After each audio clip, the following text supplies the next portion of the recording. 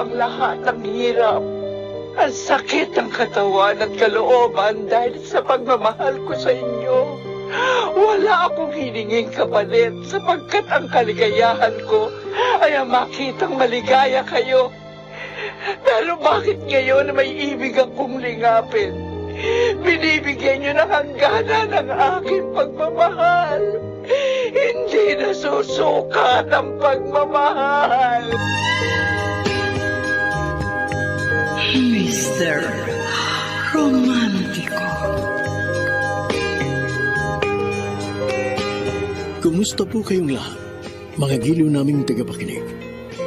Inaanyayahan ko po kayong pakinggan ang pagsasadula ng mga liham kasaysayan ng pag-ibig na padala ng ating mga taga-subaybay at bibigyan buhay ng inyong mga paboritong bituin sa radyo. Mga kasaysayang nagtatampo ng mga pusong sugatan, mga pusong suwi, at mga pusong punong-puno ng pagmamahal. Lahat po yan dito sa ating dulang. Mr. Romántico.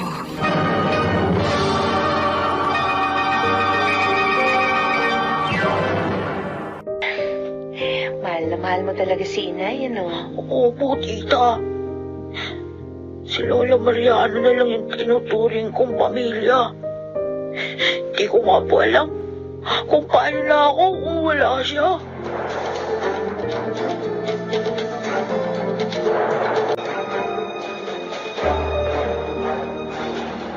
Oh, ano, nabusog ka ba, Mariana?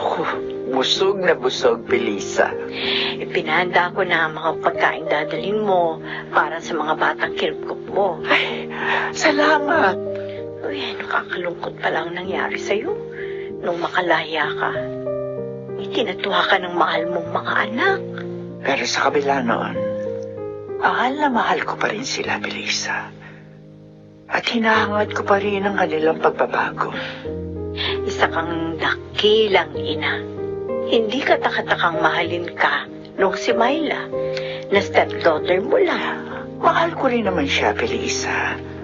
Kaya nga ibig ko siyang matulungan eh. Lalo na ngayon, dinadala niya sa kanya sila pupunan ang aking magiging apo. Aba, ay buntis pala siya. Ay, oo. Kaya lang ang problema, may sakit ang kanyang asawa. At nasa ospital. Ha? Ay, anong sakit? Tumor sa utak, Belisa. Diyos ko. At kailangan niya ng malaking halaga para maoperahan. Ay. Alam mo, Mariana, marahil ay talagang niloob ng Diyos na magkatagpo tayong muli upang sa pagkakataong ito, ikaw naman ang aking matulungan. Belisa!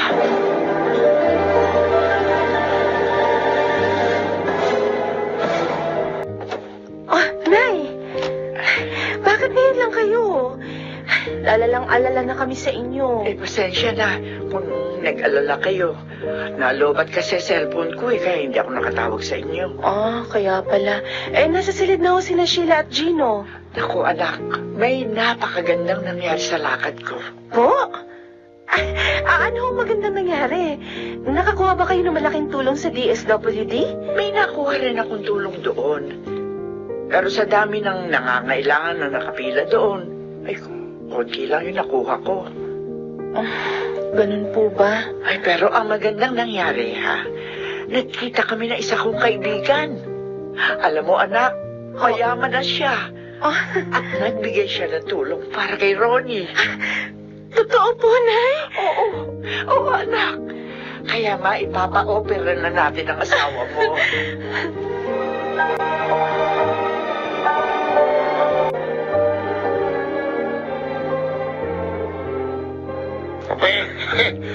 Biyaya ng Diyos sa iyo ang muling pagkikita nyo ng kaibigan mong yun, Mariana. Dahil natulungan ka niya sa problema mo. Tama ka, Yong. Kaya nga masaya ako eh. Ay, para ako nabunutan ng tinik sa aking dibdib. Kaya lang, hanggang ka pala. Sayang. Ano nga? O bakit naman sayang ang pong? Dapat kasi sa'yo lang ang perang ibinigay ng kaibigan mo. O, Pero walang natira. Walang natira para sa'yo dahil nga, ibinigay mong lahat kay Myla para gastusin sa manugang mo. Ay, wala kang pera. Ompong, tanggap ko kahit mawalan ako ng salapi. Huwag lang mawala sa piling ko ang mga mahal ko sa buhay. Dahil higit silang mahalaga kaysa sa pera. Ano pa mang bagay dito sa mundo? Oh, narinig mo yun, ha, Ompong? Ang mahal sa buhay mas mahalaga sa kahit ano pa mang bagay. Ako, sandali. At may nakalimutan pala akong gawin sa bahay ko. Diyan na muna kayo.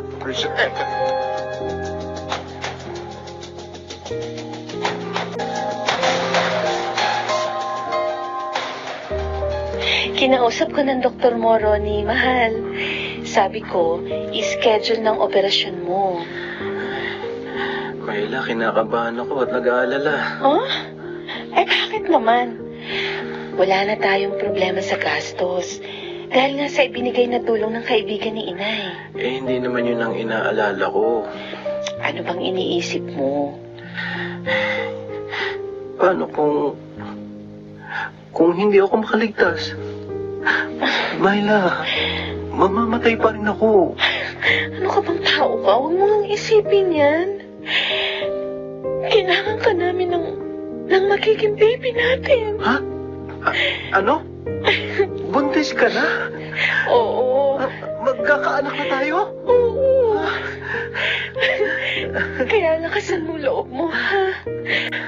Umasa ka sa Diyos.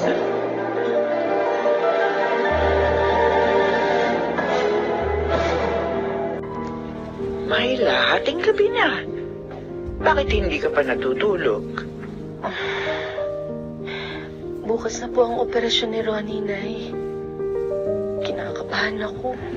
Anak, dapat huwag kang kabahan upang mapalakas mo ang loob ng iyong asawa.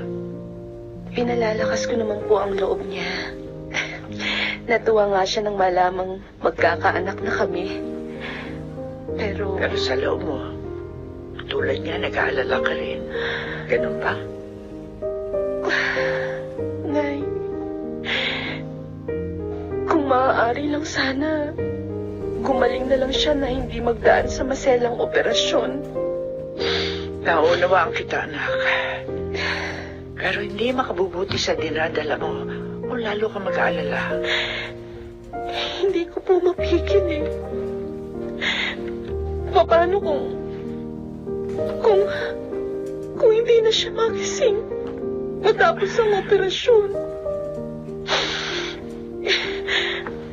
Ang hirap naman po ng pagsubok na to.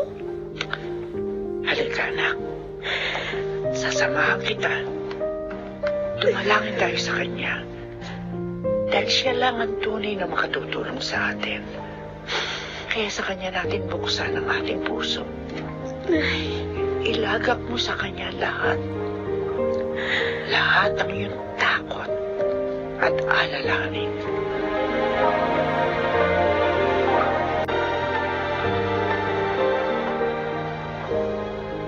O mga apo, handa na yung baon niyo, ha? Mag-iingat kayo pagpunta sa school. Opo, Pag-uwi niyo, kayo na muna ang bahala dito. Alam niyo naman, ngayon na operasyon ng Tito Ronnie niyo. At sasamahan ko ang Tita Myla niyo sa ospital. Opo, Lola. Don't worry po. Magbibihave po kami. Nakatutuwa ka, Sheila. Mula nang kupkupin kita, napansin ko, mahilig kang magsalita ng Ingles. Pero yung apo ko, alam mo ba, mahusay sa Ingles ang batang yun. Nasaan po siya? Bakit po hindi ninyo kasama? Ay, kasama siya ng mga magulang niya. Hindi ko alam kung nasaan na sila ngayon. May 5 taon ko na rin silang hindi nakikita. Bakit po ba nawala kayo sa kanila? Paano mo nalamang nawala ako sa kanila? Kasi po, hindi nyo sila kasama. Di, wala po kayo sa kanila. Nagtataka naman ako sa iyo. Oo nga po. Bakit nga po? Hindi niyo kasama yung iba niyo pong anak. Lola, bakit po si Tita Myla lang yung nandito? Masama ang loob sa akin ng mga anak ko. Oh, Malaki ang sama ng loob nila. Saka na natin pag-usapan yun. Ay, sige na. Lakad na kayo. Para hindi kayo mahuli sa klase.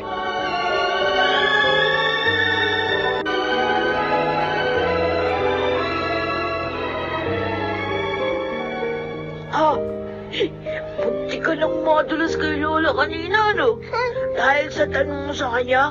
Oo nga, Gino eh. Buti na lang. Nakaisip ako ng ibang dahilan. Pero, bakit nga kaya? Bakit galit na galit kay Lola yung mga magulang mo? Tapos, sinuling niyo pa siyang katulong? Yun nga, hindi ko maisip kung bakit ganun eh. Kung makikita ko lang sana si Mami, itatanong ko yun sa kanya. Oo, para makita mo siya uli. Dapat bumalik ka sa inyo. Ha? Oo. Ayoko. Ha? Ayoko nang bumalik doon. Bakit? Natatakot na ako kay Daddy. Masama siya. Oh, Masama ang gusto niyang gawin sa akin. ano? Tapos, adik pa siya. Gino, mag-promise ka. Ha? Mag-promise ka, hindi mo sasabihin kahit kanino yung secret ko. Mag-promise ka.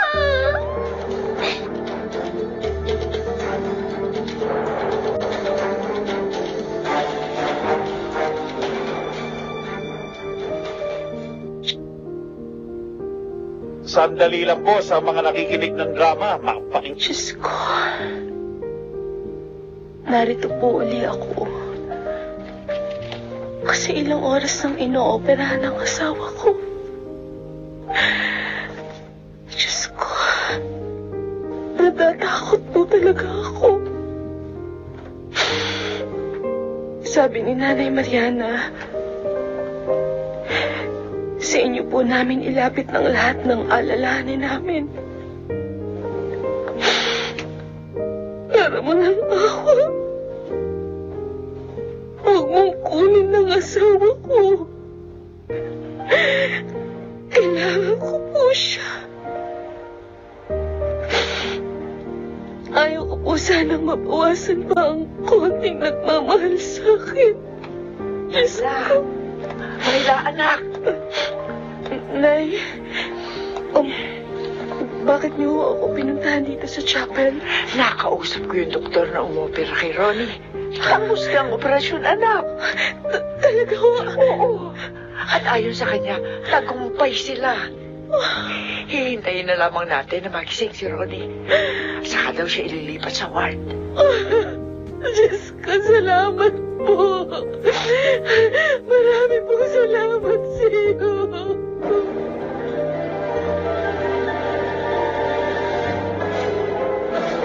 Simula ng lahat ng ito. Dahil sa perang itinulong mo sa akin, kaya umunlad ang buhay ko. Melissa. Kaya ako kayo natulungan. Kaya napapasalamat talaga ako sa iyo. Tama lamang na anihin mo ang iyong itinanim. Ano? Kumusta na ngayon ang manugang mo? Nagpapagaling na lamang siya, Melissa. Gusto ko nga nilang makita. Para daw personal kang mapasalamatan.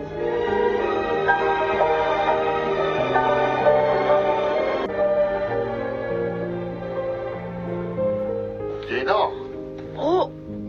Labas na pala ng pagamutan ng Tito Ronnie mo, no? Opo, Lolo Ilyong. Yun yung sabi ni na Lola at Tita Myla. Ay, mainam naman. Naligtasan din niya ang krisis na yun. Oo nga po. Pati nga kami ni Sheila, natutuwa para sa kanila. Kailan daw ang labas? Sa makalawan na daw po.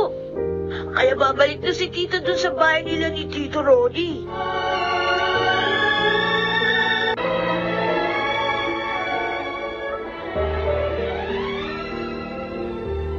Ay, sa Salamat at nakauwi na ako uli dito sa atin. Oo nga, mahal.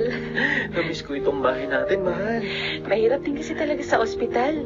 Iba pa rin ang sarili mong bahay.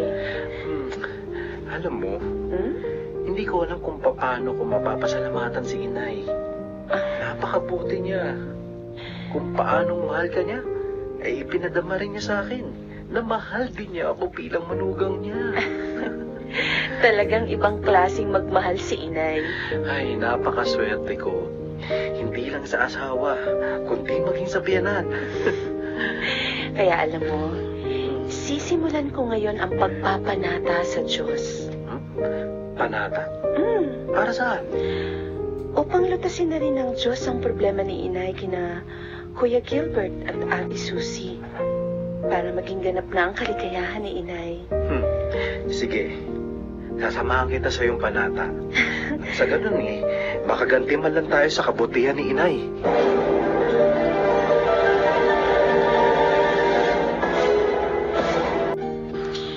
Ilalagay ko na sa aparador itong mga damit namin ni na Lola. Ako na lang ang magliligpit nito. May ginagawa pa siya eh. Naku! Ang gulo ng mga damit namin. Ayusin ko na nga. Tinuruan naman ako ni Lola gawin ito eh. Kaya ngayon, ipapakita ko sa kanya na kaya ko lang gawin ito. Ay, ano kaya itong kahon na to? Ano kaya naman ito? Buksan ko nga. Ha? Yung bag na gift niya sa akin noon. Yung tinapon ni Mami sa basurahan. Tapos kinuha ni Lola. Nandito pa pala ito? Oy, kinuha mo na pala yung mga sampay natin, Sheila. Ay, opo, Lola. Inaayos ko na nga po dito sa aparador natin. Kaso, nakita ko po ito. Yan ang bag na regalo ko noon sa apo kong kapangalan mo. Tinago ko yan. Dahil ayaw ng mami niya na ibigay ko sa kanya. Lola, pwede po bang akin na lang po ito? Ha? Ang ganda po kasi.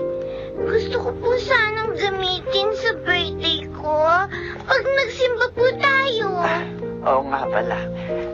Sabi mo nga pala sa akin, birthday mo sa Makalawa. Gift niyo na lang po ito sa akin, Lola. Sige. Ay, kesa naman sa masira ang bag na yan sa katatago. Gamitin mo na lang. Thank you po, Lola. I love you po. Sheila. Apo.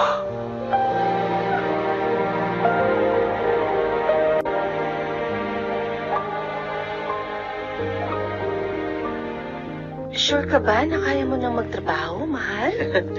Oo, sabi mahal. Malakas na ako. Tsaka sabi naman ng doktor, maaari na ako pumasok. Oy, sige. Pero mag-iingat ka, ha? Dahan-dahan lang muna sa trabaho. Opo. Tsaka gusto ko rin na makapag-ipon na tayo. Para sa pagdating ng baby natin. Sa bagay, tama ka. O siya, sige na. Lumakad ka na. Para hindi ka naman malate sa pagbalik mo sa pabrika.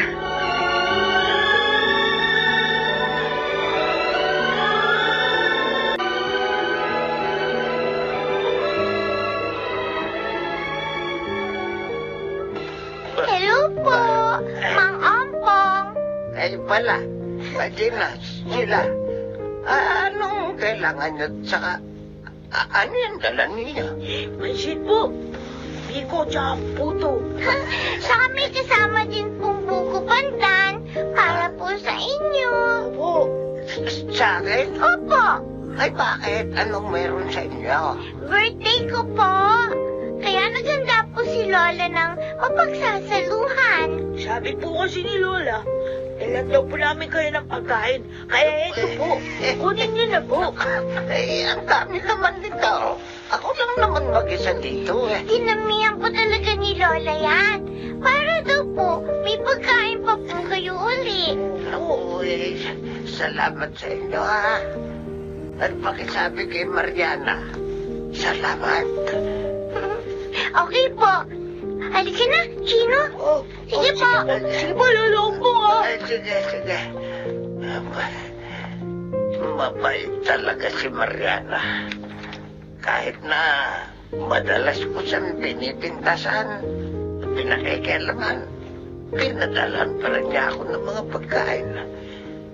Parang hindi siya nagtanim ng sama ng loob sa akin.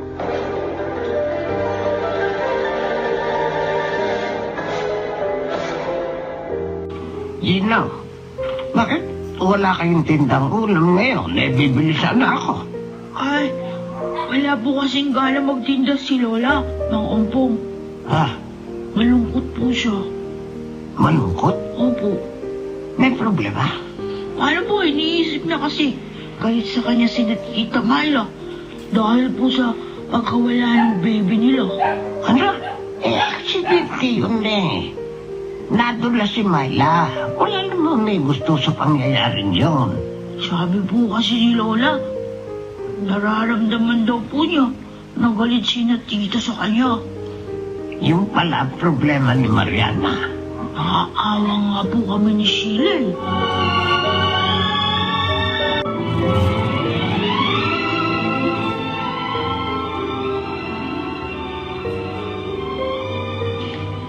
Hindi nagtinda ng ulam si Mariana. Kanina nalulungkot daw, sabi ni Gino. Sumagap ka na naman pala ng balita. Hindi naman. Bibili sana ako ng ulam doon. Oh. Walang tinda. Kaya tinanong ko si Gino. At yun nga sinabi ng bata. Naiisip daw ni Mariana na galit si na Myla sa kanya. Dahil sa pagkawala ng dinadala ni Myla. Oo. Malamig daw kasi yung mag-asawa sa kanya. Aba, walang kasalanan si Mariana doon. Nagkataon lang na si Mariana ang kasama ni Myla nang madulas at makunan. Yun din ang nasa isip ko. Kaya naaawa ako kay Mariana. Ano ka mo? Naawa ka? Oo. Bah, Kaya nga yayayain sana kita. Napuntahan natin siya. Nang maaliw naman yung tao. may lagnat pa rin kaya itong si Ompong. Parang ibang timplag na ngayon Parang hindi na siya yung chismos at laging nakapintas kay Mariana. Oo na. Punta tayo.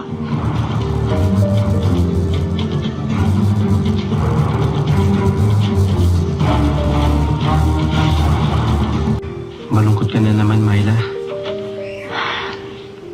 Hindi man man maiaalis sa akin yun. Hindi madaling kalimutan ng ang nawala nating anak. Dahil galing siya dito. Dito. Sa sinapupunan ko. Alam ko yun. Nalulungkot pa rin naman ako. Pero gusto ko nang sundin ang payo sa akin ng aking mga kaibigan. Anong payo? Natanggapin na ang lahat ng maluwag sa dibdib. Sabi nila, siguro hanggang doon lang talaga ang buhay ng bata. Dahil pinadala lang siya ng Diyos upang maging inspirasyon natin. Upang magtagumpay tayo sa pagsubok na dinanas natin. Ronnie. Kalimutan na natin ang nangyari, Myla. Magsimula na lang tayong muli. Hindi ako makakapagsimulang tunguhin ang bukas kung mananatili ka pa sa nakaraan.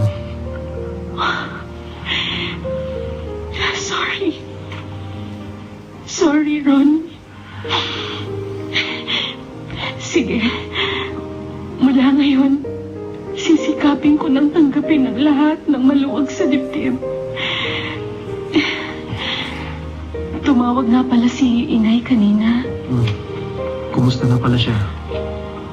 Hindi ko alam. Ha? Bakit hindi mo alam? Hindi ko sinugot ang cellphone eh. Myla?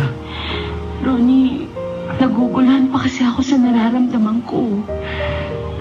Tanungin mong mabuti ang puso mo, Mayla. Kung galit ka ba sa nanay mo, timbangin mo rin ang mga nagawa niya para sa'yo. Maging ang nangyaring aksidente. At saka ka sumagot. Bakit nasasabi mo ang mga yan? Dahil ginawa ko na ang mga sinasabi ko sa'yo.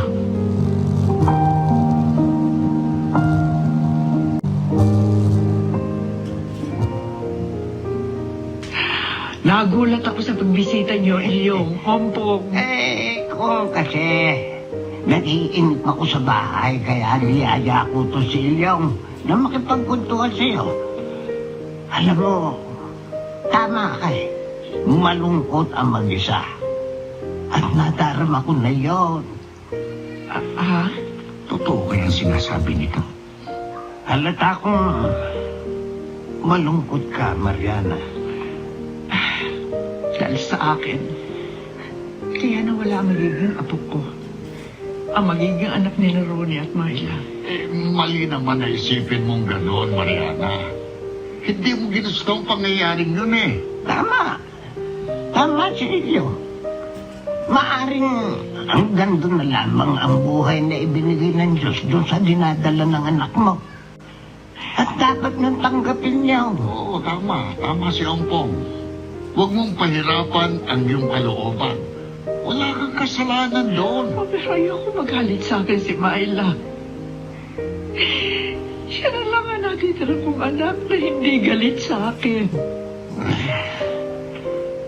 Maunawaan ka rin nila. Bigyan mo lang sila ng sapat na panahon para paghilumin ang sugat ng kanilang mga puso. Salamat. Ang pamilya. Kaya nga, bala ko, dalawin sa aming bayan ang asawa ko at mga anak. Doon ko na rin sisimulan ang aking pagbabagong buhay. Masarap pakinggan na kahit papaano. Nakagawa pala ako ng mabuti sa aking kapwa. Lalo na sa iyo, Ompong. Oo, Mariana. Marami kang natutulungan. At isa na ako roon. Sa isang linggo nga, bala ko na umalis. Ompong, hangad kong maligayang pagsasama niyong huli ng iyong pamilya, ha? Ganon din ako, Ompong.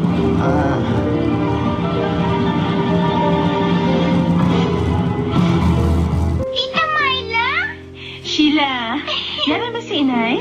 Opo, nasa loob po. Pupuntahan ko muna siya, ha? Sige po. Buti naman, nagpunta na dito si Tita Myla. Sana maging okay na sila ni Lola. Kasi kawawa naman si Lola Mariana. Naalala niya yung pagdaramdam sa kanya ni Tita Myla.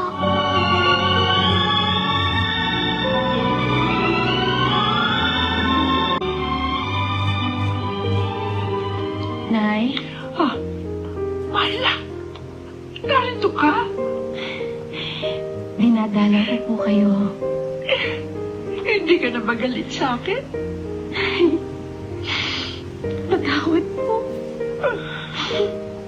Nasaktan lang po kami ni Ronnie sa nangyari. Kaya medyo lumayo kami sa inyo. Pero dito sa puso ko, hindi ko po kayang magalit sa inyo, Nay. Anak. Kayo po ang nagpalaki at nagmahal sa akin.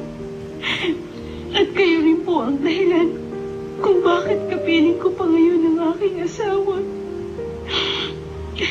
Paano ko po magagawang magalit sa inyo? Salamat, anak ko. Labis mong pinagaan ang aking kalooban sa narinig ko. Handa na po kami ni Ronnie na magsimulang muli. Bumangon sa pagkatapa. Sana po, nariyan pa rin kayo para sa amin, Nay. Oo, anak ko. Patuloy ko kayong gagabayan hanggang sa huling sandali ng aking buhay.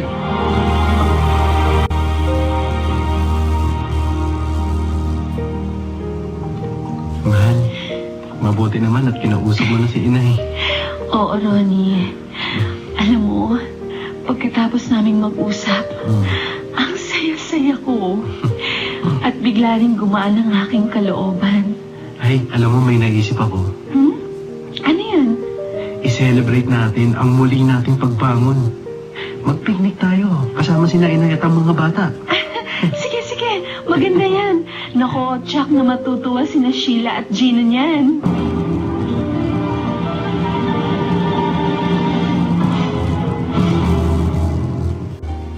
Oh, Gilbert! Nandito ko lang pala sa garden. Kaya pala hindi kita makita kahit saan ako magpunta sa loob ng bahay. Nagpapahangin lang ako dito, Janet. Bakit? Ano bang iniisip mo? Ang lahat-lahat ng mga nangyari.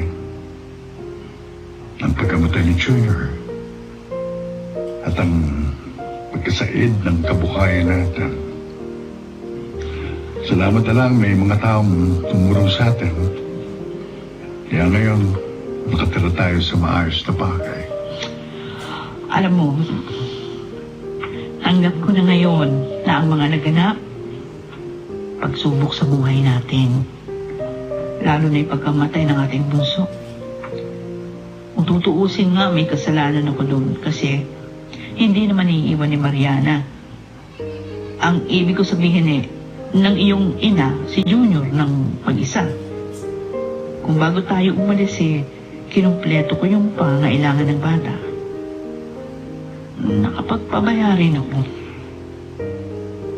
Parusa din sa akin yun, Janet. Ha?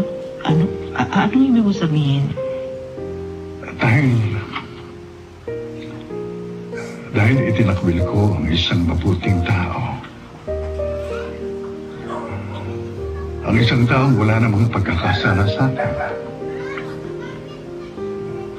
Ang aking ina. Ikinaya ko siya. Nakalulungkot lang sabihin. Totoo yun. Hindi yun dapat itinakwil ang inyong ina.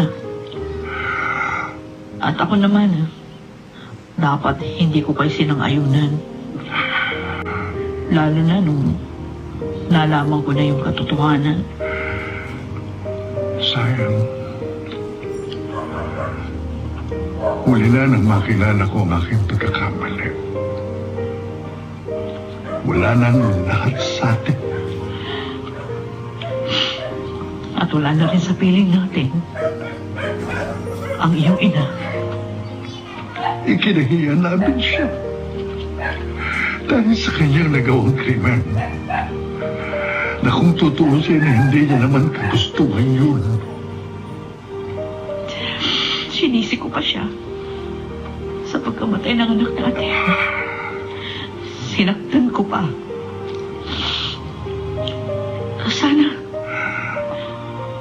Sana may paraan pa para maituwid natin ang ating mga pagkakamali, Gilbert. Paano pa? Di ba? Alam mo naman ang cellphone number ni Tio Celo? Oo. O di, tawagan mo siya. Para kahit sa cellphone, makausap natin sila. Lalo ng nanay mo.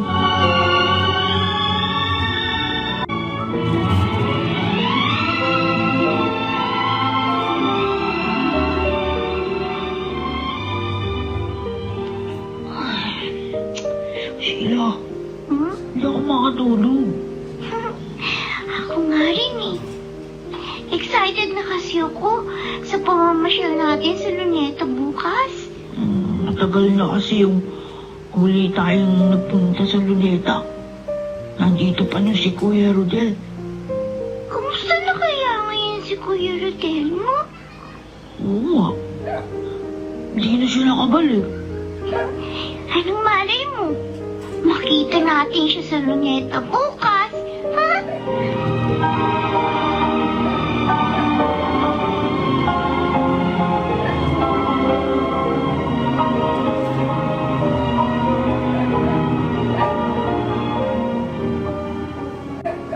Ayan. Malinis na ang buong bahay. Pati yung mga kwarto na linisan na. Oo nga. Natapos din natin. Mabuti na lang kahit na may kapansanan ka, ay natutulungan mo pa rin ako. Kaya, bawas ang hirap ko. Tinawagan ko na nga pala si Chong. Oh, o ano nangyari? Nakausap mo ba? Hindi na, magaling yung cellphone niya eh. Ah, May kutob ako na iba na ang number niya.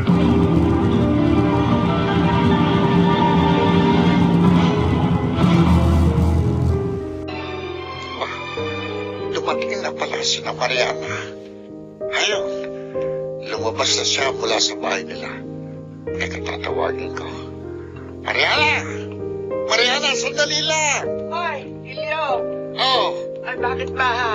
kumusta ang pamamasyal yung magpamilya? Oh, napakasaya. Ha? Oo, tuwan-tuwa nga ang mga bata. Para silang mga walang kapaguran. Kaya pala, hinapon na kayo ng gusto. Oo nga eh. At saka alam mo, Ilyong, ang dami naming mga litrato. Ay, teka. May sasabihin nga pala ako sa'yo, kaya kita tinawag na. Ano ba yon? Kanina, habang wala ka, may nagpunta rito, hinahanap ka. Sino siya? Ano? Nagpakilala ba? Oo, abogado raw siya. Attorney Rodriguez daw siya. Attorney Rodriguez. Oo, yan ang sabi. Wala naman akong kakilalang abogado ah. Ano raw bang kailangan niya? Sinabi ba? Hindi, pero papalik na lang daw siya.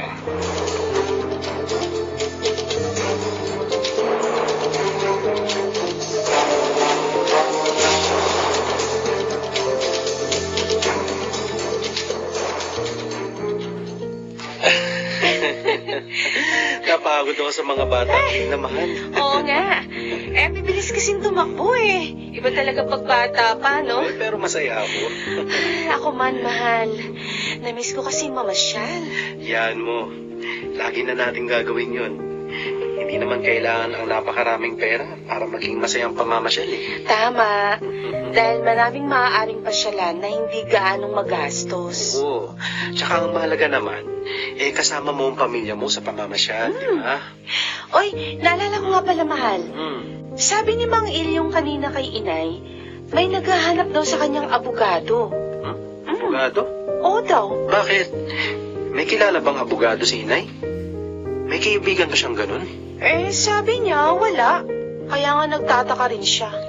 Baka naman dating kaibigan niya. Attorney na ngayon. Marami namang nagagawang pagbabagong panahon. Tulad ni Aling Felisa. Dating mahirap lang. Pero nang muling makita ni Inay, ayun, mayaman na, di ba? Oo nga, no? At sabi niya, yun ay dahil sa perang itinulong ni Inay sa kanya nung araw na lumaya si Inay. Kaya nga, baka isa ring dating kaibigan ni Inay noon. Yung naghahanap sa kanya. Pwede. Tsaka, malay mo, may dala ring biyaya.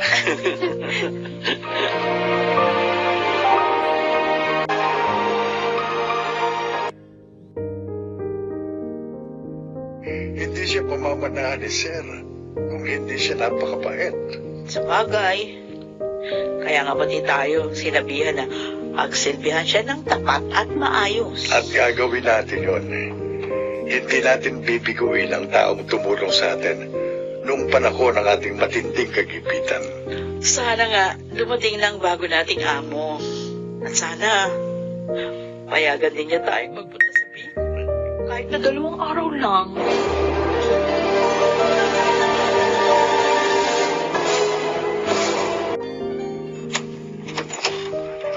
Magandang umaga po. Magandang umaga rin po. Sino po sila? Ako po si Attorney Arnold Rodriguez. Kayo po si Aling Mariana, di po ba? Ay, opo. Ako nga po.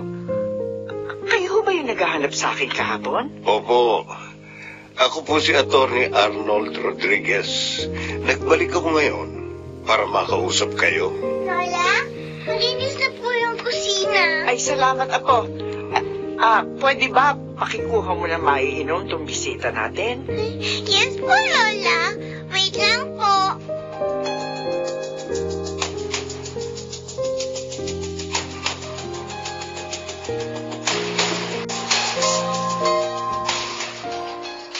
Salamat po sa masarap na buko juice, Aling Mariana. Wala po yun, attorney. Bakit nga po pala niyo ko hinahanap? Ang totoo po niyan, si Sir Rodel po ang nagpapunta sa akin dito. Ano ho? Si Rodel? Nasaan po siya, attorney? Kumusta na ho siya? Nasa Amerika na siya, kasama ang kanyang pamilya. At doon na rin siya magpapagamot. Salamat naman. Tinanggap na siya ng pamilya niya. Sinabi ho niya sa akin ang lahat ng mga ginawa niyo para sa kanya. Tinulungan ko siya dahil kailangan po niya ng tulong. At saka napalapit na sa akin ang batang na yun. Nakita ko sa kanya ang aking panganay na anak. Oo, may iniwan siyang sulat para sa inyo. Eto, basahin niyo. Mahal kong Nanay Mariana. Sa pagbasa po ninyo ng sulat ko, malamang nasa abroad na ako. Pasensya na po. Hindi na ako personal na nakapagpaalam. Nanay, sana po tanggapin ninyo ang mga iiwan ko sa inyo. Ito po ay bilang alaala at pasasalamat ko sa inyong kabutihan. Gusto ko po kasing maging maayos ang buhay ninyo. Maging sila Gino at Sheila. At ganoon din, ay pagpatuloy po ninyo ang pagtulong sa kapwa. Si Rodel. Dahil po doon, ibinibigay ko po sa inyo ang isang cheque na may malaking halaga. Sapat po ito para maituloy ninyo ang lahat ng mabubuti niyong gawain. Pera. Ibinibigay ko na rin po sa inyo ang bahay ko sa Quezon City. Malaki po ang bahay na yun. Doon na po kayo tumira. Meron po akong katiwala doon. Sinabi ko po sa kanila na maglingkod sila sa inyo ng tapat, katulad ng ginawa nila sa akin. Oh, Rodel. Salamat po muli sa lahat ng ginawa niyo para sa akin. Nagmamahal, Rodel. Napakabuti niya. Ito po ang sobre. Nariyan po yung cheque na iniwan ni Sir Rodel. Maraming salamat, attorney. Kailan ko po kayo ihahatid sa malaking bahay?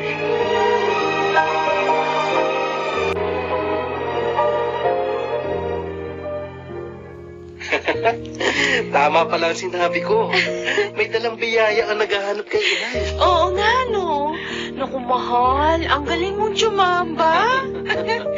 At alam mo ba, niyayaya tayo ni inay na sumama na sa kanila. Oh, talaga? Oo.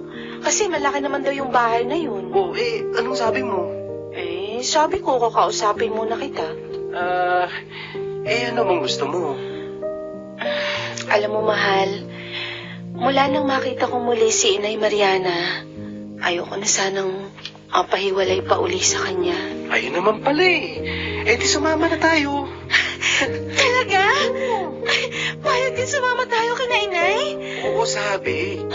Kung saan ka mas panatag at masaya, yun na rin ang gusto ko.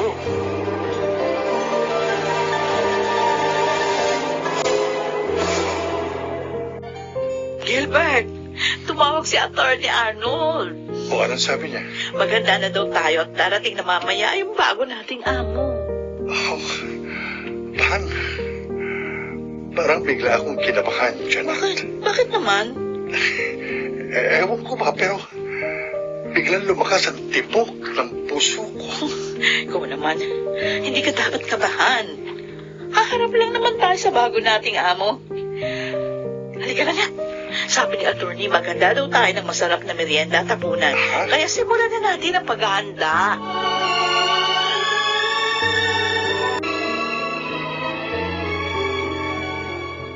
Kung ganun pala aalis na kayo, Mariana. Oo, Ilyong.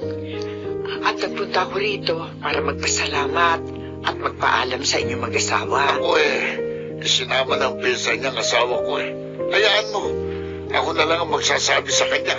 Salamat, Ilyong, ha? Alam mo, may kutob ako. na ang pangyayaring ito ngayon sa buhay mo ay simula na ng mga biyayang darating sa iyo. Sana nga, Ilyong. At ang higit kong inaasam, matanggap na ako ng aking mga anak. Naniniwala akong mangyayari yon dahil mabait ka at busilak ang iyong puso. Kaya diringgin ka ng langit.